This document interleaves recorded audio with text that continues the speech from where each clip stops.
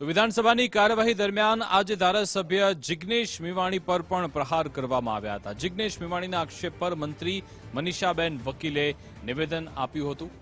જિગ્નેશ મેવાણી માત્ર આક્ષેપો જ કરે છે તેવી વાત મનીષાબેન વકીલ તરફથી કહેવામાં આવી। એસટી માટેની કમિટીની બેઠકમાં પોતે હાજર રહેતા નથી તેવું પણ કહેવામાં આવ્યું। જિગ્નેશ મેવાણી પોતે બેઠક માટે પીઆઈએલ કરે છે અને પોતે બેઠકમાં હાજર રહેતા નથી તેવો દાવો કરવામાં આવ્યો। પીઆઈએલ કરે ત્યારે સમાજ માટે પણ તેમણે બેઠકમાં હાજર રહેવું જોઈએ તેવું મનીષાબેન વકીલ તરફથી કહેવામાં આવ્યું હતું।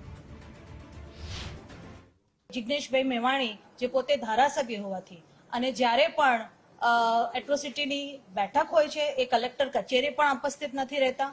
સાથે સાથે જ્યારે એ બેઠક દર 3 મહિને સચિવના અધ્યક્ષતામાં હોય છે અને દર 6 મહિને જે સીએમ સાહેબના અધ્યક્ષતામાં હોય છે ત્યારે પણ ઉપસ્થિત રહેતા નથી। ત્યારે સમાજ માટેની જે વાત લઈને નીકળે છે તો એમને બોલવાનો કોઈ અધિકાર રહેતો નથી।